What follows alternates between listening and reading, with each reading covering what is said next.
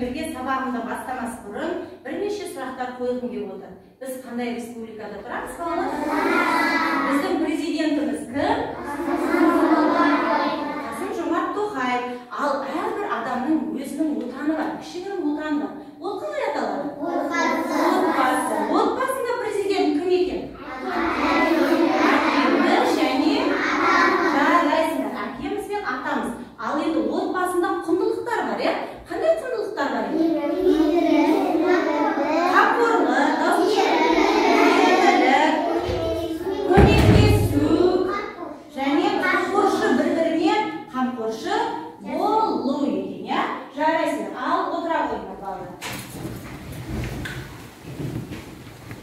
Ал балалар, сабақты енді біз өз топ атымызды таңдап алумен бастайық, иә?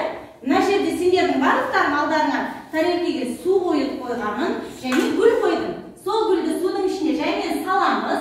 Сосын гүл ашылған кезде ішінен топ атымыз шығады, иә? Ал қане сала қойыңдар. Барлықтарың сөйтіп көріңдер, қандай сөз шығады екен. Жаймен судың ішіне саламыз. Сөйтеміз де қарап отырамыз. Қарап тұрамыз, қане.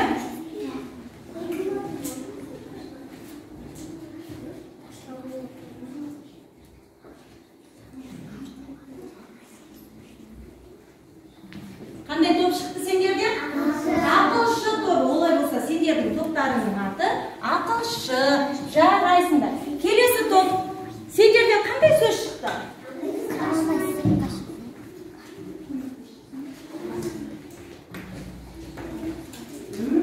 Ал қандай топ шықты сендерден?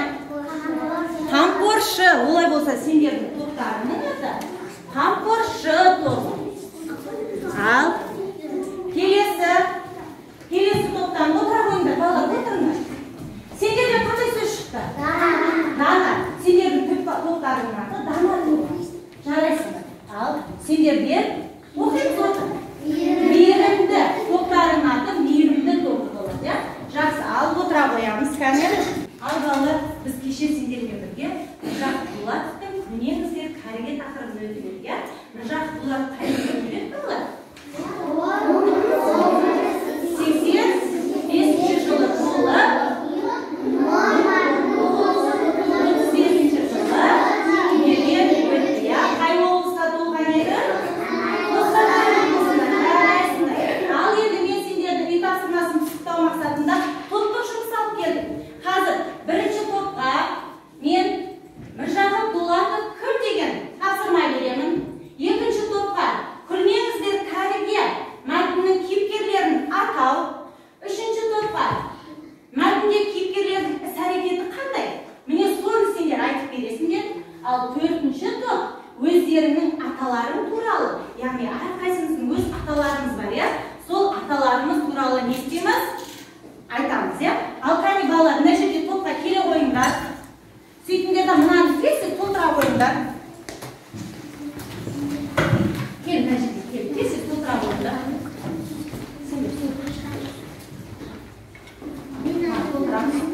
Мен дидарларға беремін, балалар. Сендер екеуің кел жақындарына. Топ өзінің болғанын айтады, иә? Мен болдым деп айтады, иә?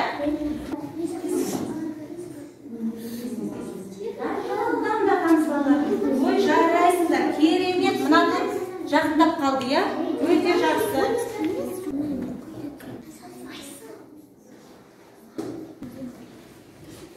Несі жылдамдатамыз? Қайсына бірінші болды екен? Бізде қамқоршы тобы дайын екен. Ал кім келіп бізде қорғап береді? Келе ғой, кән? Гүлназ келе ғой, отырсын. Ал Гүлназ бізге өзінің тобымен қорғаған бөстерімізге айтып береді. Айтады. Күлмеңіздер кәріге. Кейіпкерлері, балалар, әкесі, көршілері. Жарайсың, отыра қой. Ақылшы тобы болыпты. Кім шығып қорғап береді бізге? Қайсы шығасыңдар? Сендердің топтарында кім шығады? Айару шығам дейді. Ал шыға қой Айару. Постеріңді бізге қорғап бере қой.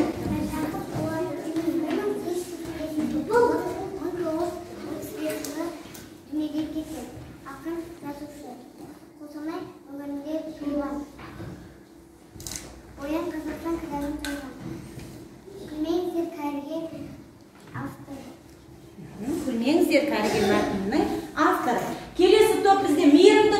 болыпты. Ал тобымызда бір оқушы шығып қорғап берейік. Қалғанымыз отыра қоямыз. Отырыңдар. Береді, ұрыспайды, ақылын айтады. Үнемі ертіп жүреді, мейірімді қамқоршы. Жарайсың, отыра қой. Балалар кәрі кісіні мазақтайды, көршісі жағымданады. Әкесі балаларына ұрсады, балаларға ой тастайды, балалары өзгереді. Балалары өзгереді екен, я? Балалар қазірге қай мәтін туралы айтты балалар? Күлмеңіздер кәріге мәтіні туралы айтты, жарайсыңдар. Күлмеңіздер кәріге мәтінінде балалар кімге күледі екен? Кәрі кісіге күледі екен, я? Ал көршілері не істейді? Жанданады екен. Ал сол кезде әкесі балалары қосады, оларды ұялтып қояды. Сосын балалар не істейді? Өзгереді екен. Жарайсыңдар. Ал келесі, ал енді балалар. Мына жерде біз кубиктерді таңдау арқылы сол кубиктердің астында жазылған тапсырмалардың орнына сөздер қою арқылы сөз жұмбақ шешеміз. Яғни бірінші топ қайсы кубикті таңдаймыз? Бірінші кубикті таңдайды екен. Ал бірінші кубикті ашайық. Тапсырмасын оқимыз. Әкемнің анасы маған кім болады екен? Әже болады екен. Ал екінші топ сендер қай кубикті?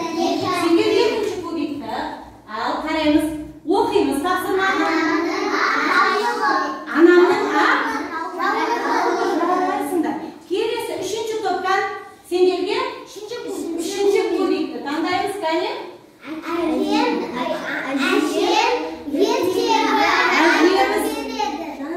Әжеміз не айтады екен? Айтып береді екен. Ал төртінші топ, осы балалардың тапсырмалары, орындаған тапсырмалары дұрыс па? Дұрыс, я? Әжеміздің анасы бізге, әкеміздің анасы бізге әже болады. Анамыздың ақ жаулығы. Әжеміз не айтады бізге? Ал тексеріп көрейік. Бірінші жауабымыз әже, жаулық, сосын ертегі екен, я? Дұрыс. Ал енді осы жерде бізде ортада қандай сөз шығып тұр балалар? Әже деген сөз. Олай болса балалар, бүгінгі біздің сендермен бірге өтетін тақырыбымыз Фариза Оңғарсынованың әже өлеңі.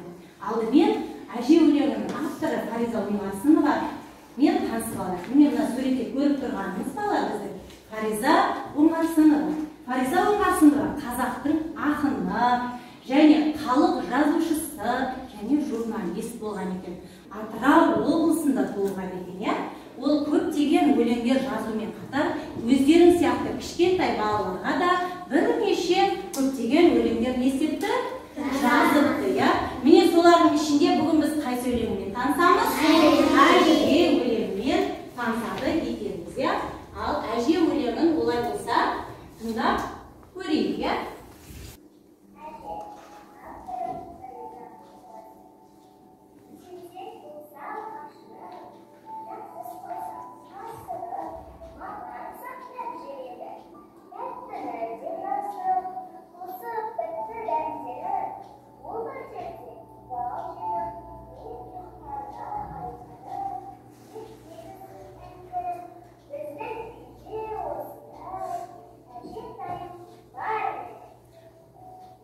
Ал балалар өлең ұнады ма сендерге?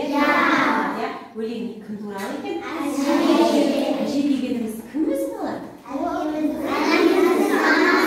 Әкеміздің анасы және нағашы әже деп кімді айтамыз? Әже қандай болады? Қандай болады? Мейірімді болады. Дана болады. Мейірімді болады, дұрыс айтасың. Қамқоршы болады және ақылшы болады екен.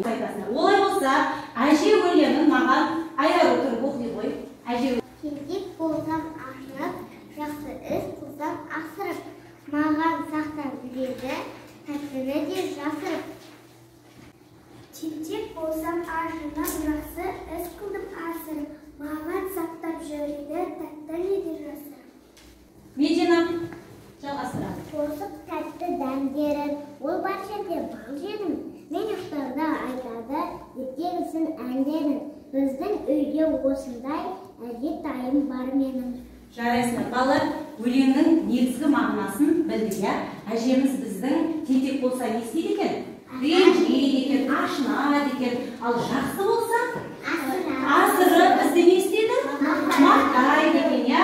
Ал барлық дәмді тамақты кімге береді екен ол? Сақтап қойып кімге береді? Иә, немерелеріне, яғни сендерге береді екен, иә? Әже жақсы адам екен? Жақсы адам екен, иә? Олай болса, бізге осы өлеңнің ішінде тентек болсам ашынып, жақсы іс қылсам асырып деді бізге ақын. Яғни осы жерде бізде ашынып, асырып деген сөздер қандай сөздердің орнында қолданылған? Сол сөзді қазір біз мына слайд тақтадағы тапсырма арқылы, мен осы тапсырманы сендерге алдарыңа бердім, орындаймыз қазір. Ашынып деген сөзді қайсы сөздің орнына пайдаланды? Асырып деген сөзді қай сөздің орнына пайдаланды?